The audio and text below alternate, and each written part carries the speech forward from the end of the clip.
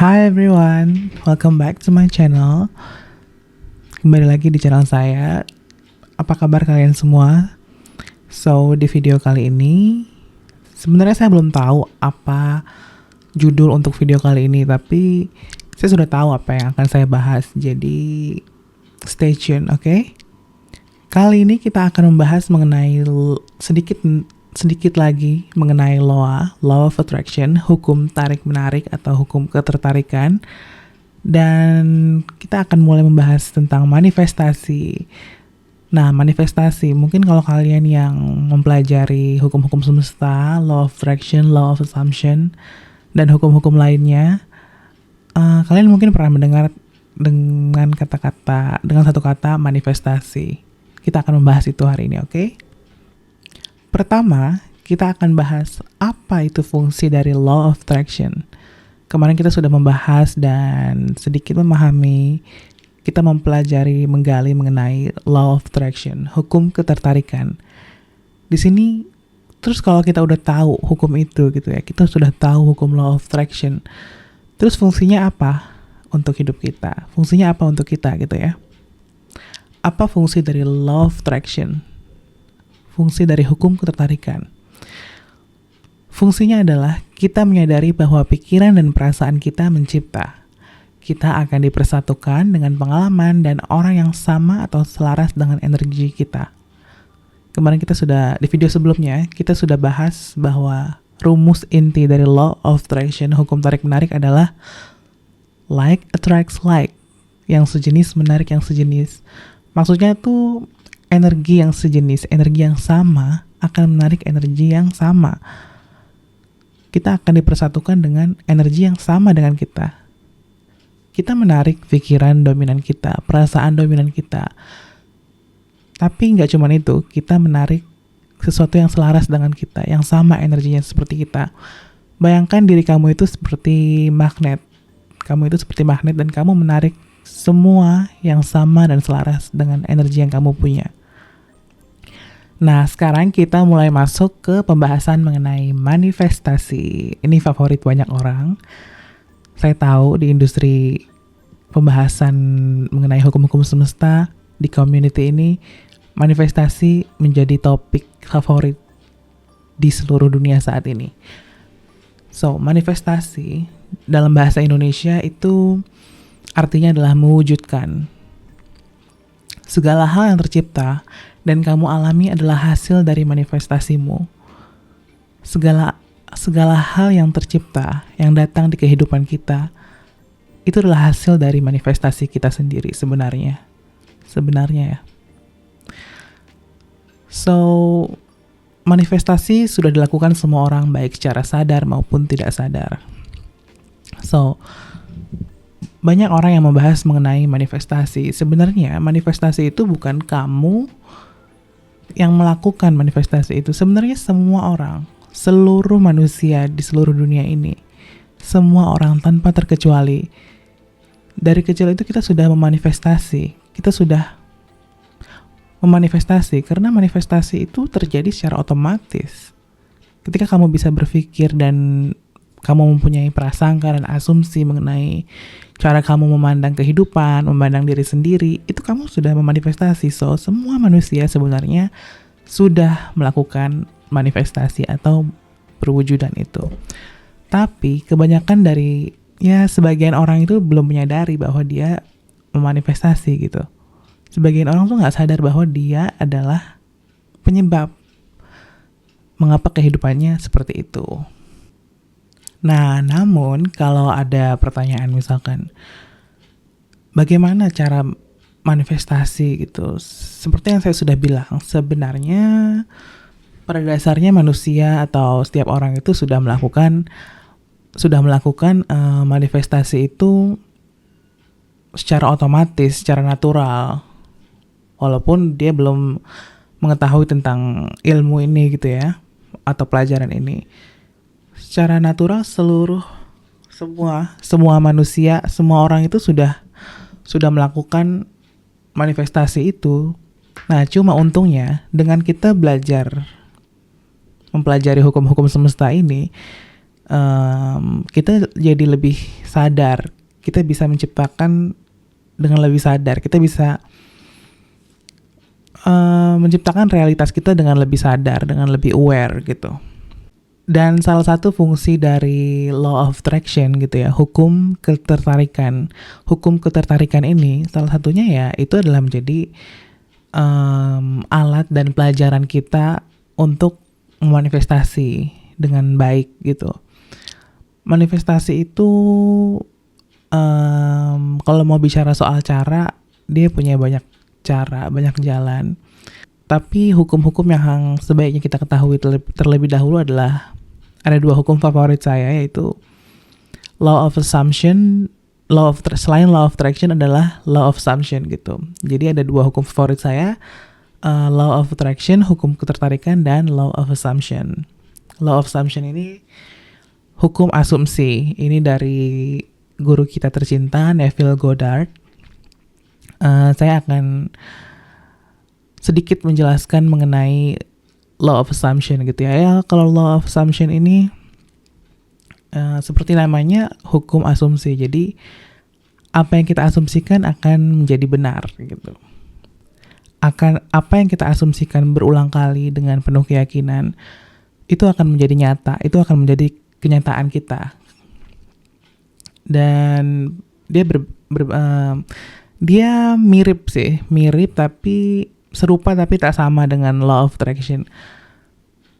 Kalau law of assumption ini dia lebih berfungsi, lebih memfokuskan di asumsi kita, asumsi atau prasangka yang kita punya. Lalu mungkin ya, kalau dari kalian yang mungkin pertama kali mendengar pembahasan seperti ini, topik-topik seperti ini, mungkin kalian agak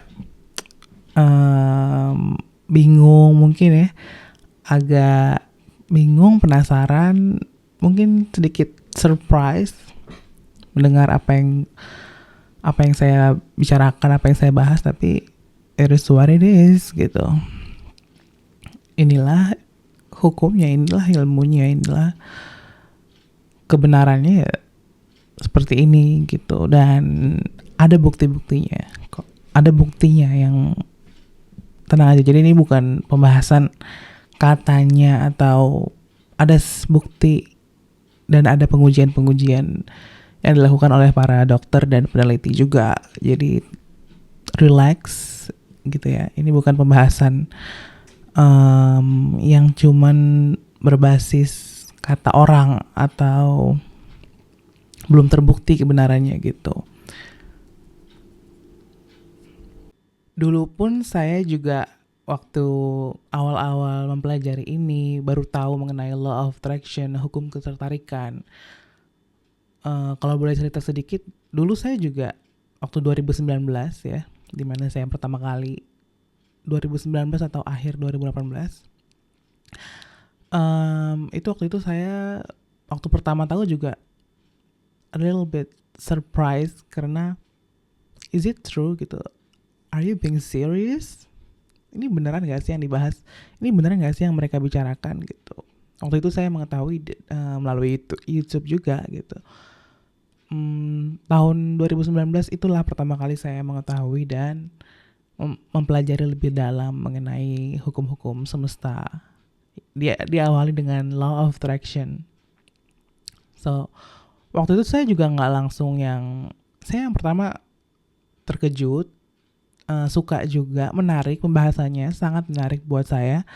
Saya menemukan minat saya di situ, saya pelajari lebih lanjut dan saya nggak langsung percaya gitu. Saya nggak mau langsung percaya, karena saya dulu sempat di tahap seperti orang yang zaman SMA itu bisa dibilang saya sedikit realistis gitu. Beneran nggak sih gitu? Beneran gak sih? Are you being serious? Pikiran kita itu bisa menjadi kenyataan. Ternyata habis itu saya coba untuk membuktikan dari hal-hal kecil. Dan ada momen juga dimana ketika saya menyadari bahwa banyak hal yang ternyata terjadi di hidup saya dan disebabkan oleh pikiran saya sendiri gitu. Dan kalian pun bisa kalau mau mencoba membuktikan gitu ya kebenaran dari law of attraction ini gitu. Bisa, sangat bisa gitu. Tapi nanti kita akan ke sana, tapi back to, karena namanya juga the law of the universe, hukum alam semesta gitu. Hukum ini tuh akan tetap dan terus berjalan, pasti berlaku. Hukum ini tidak butuh manusia untuk tahu atau percaya. Dia mau kamu sudah percaya, mau kamu belum percaya, mau kamu sudah tahu, mau kamu belum tahu, hukum ini tuh berjalan. Karena beginilah cara alam semesta bekerja. Aturan mainnya seperti ini. Ada orang yang sudah mengetahuinya, ada orang yang menyadarinya, ada juga yang belum menyadarinya. Sama halnya dengan hukum gravitasi gitu ya. Jadi hukum gravitasi itu nggak butuh seorang untuk tahu, nggak butuh seorang untuk percaya dulu untuk hukum itu bekerja. Hukum gravitasi itu sudah ada semenjak bumi ini ada.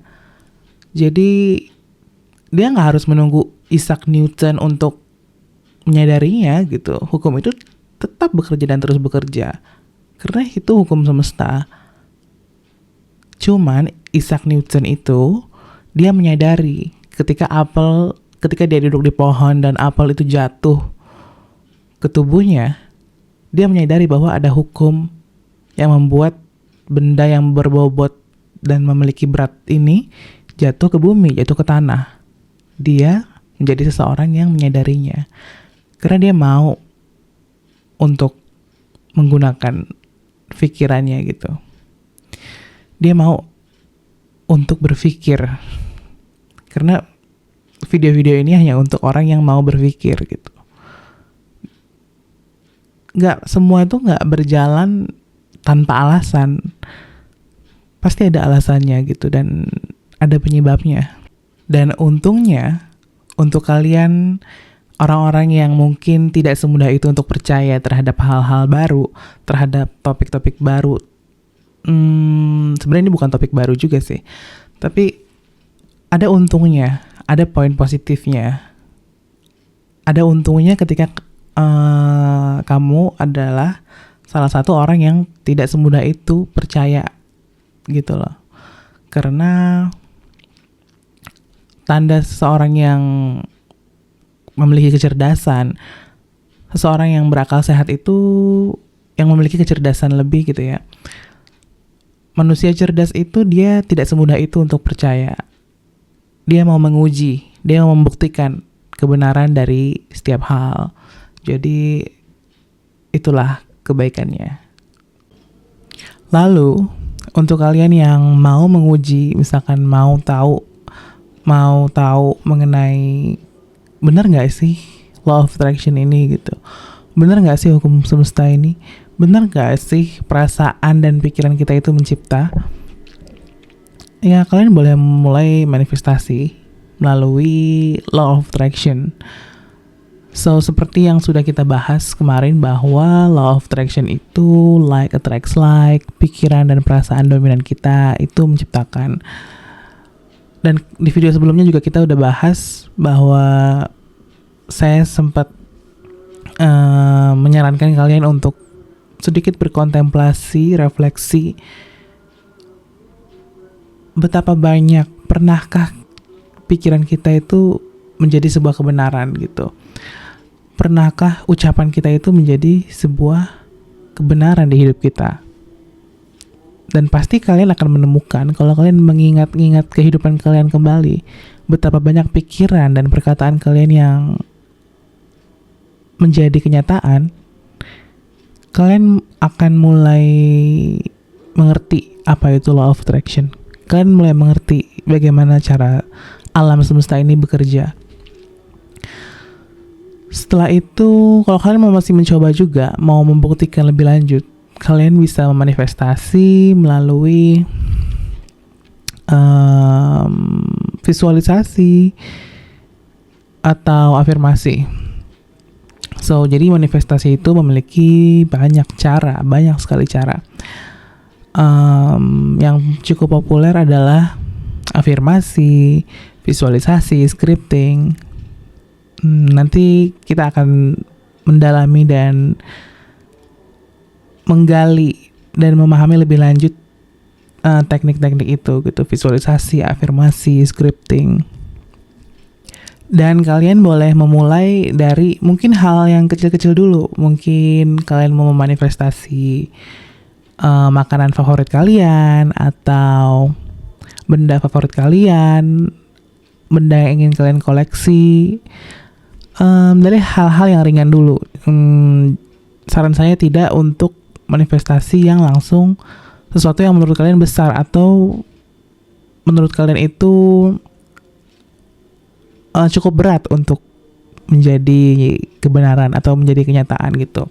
Contoh hal-hal kecil tadi kan saya sudah bilang bahwa makanan, contohnya kalian mau manifestasi makanan favorit kalian tuh apa?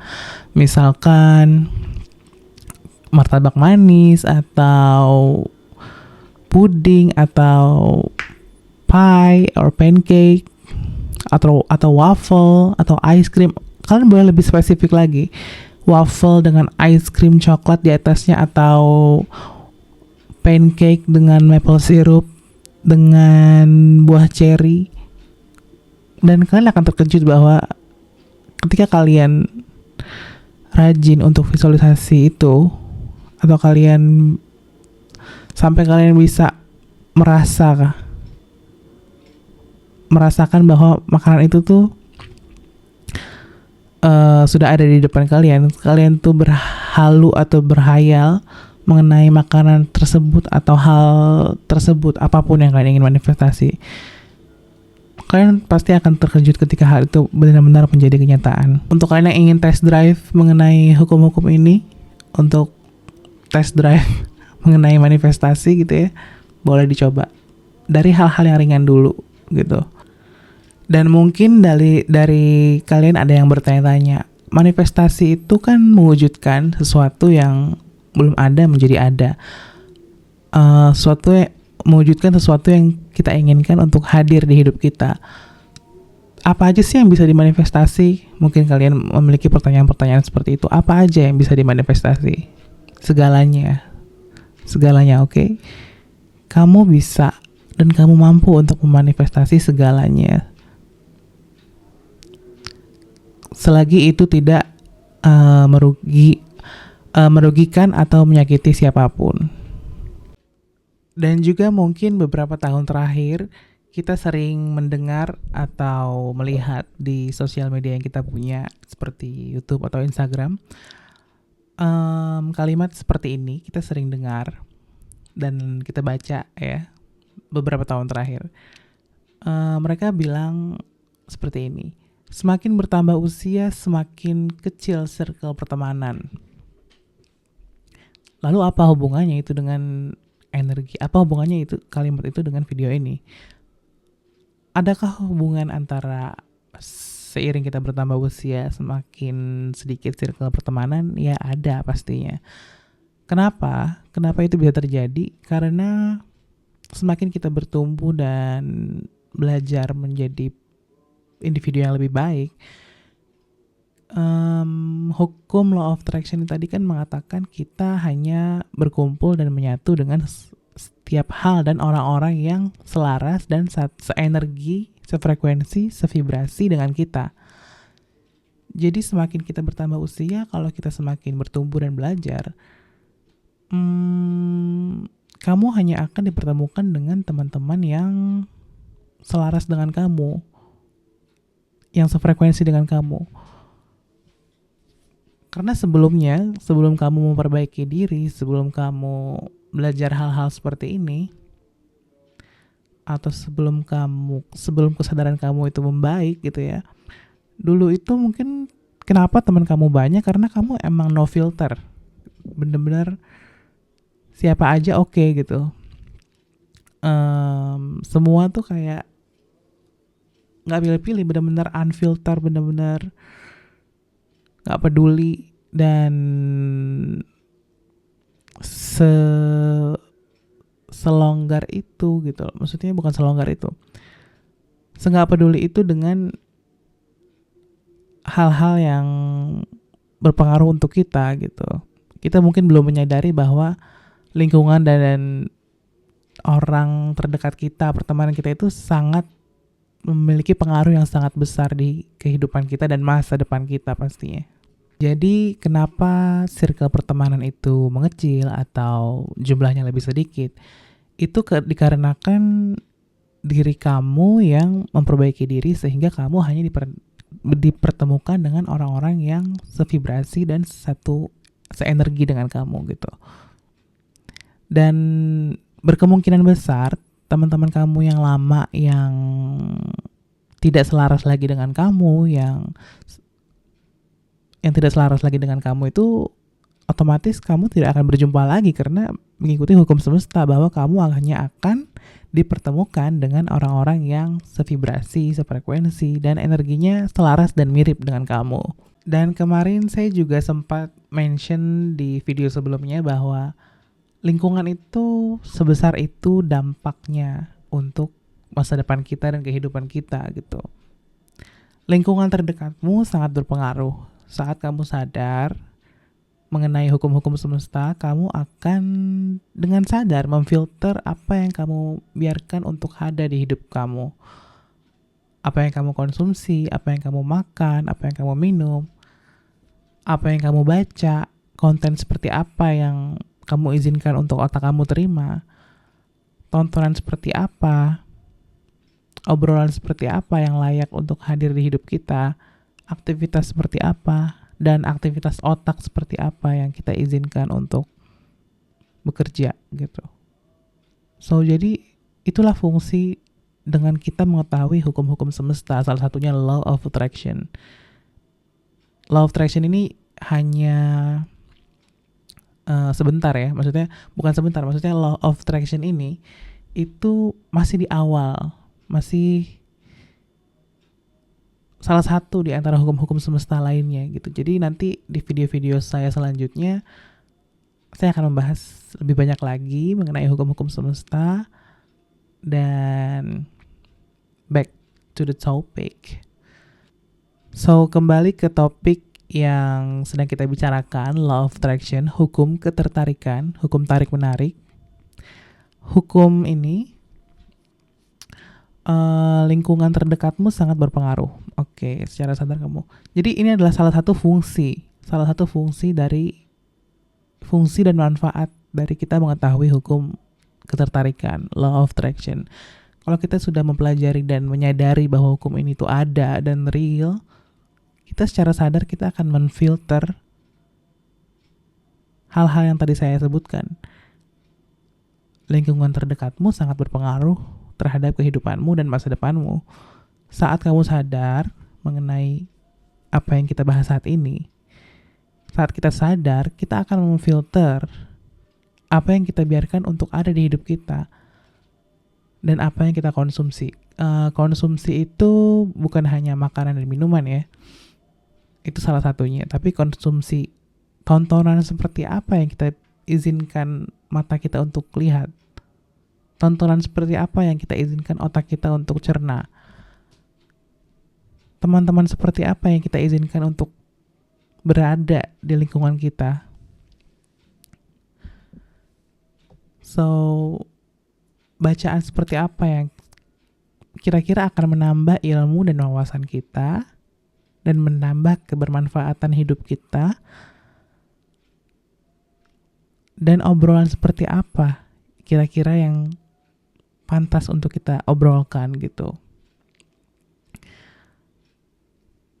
Jadi dengan ini kita bisa menyadari bahwa kita tahu bahwa kita memiliki waktu.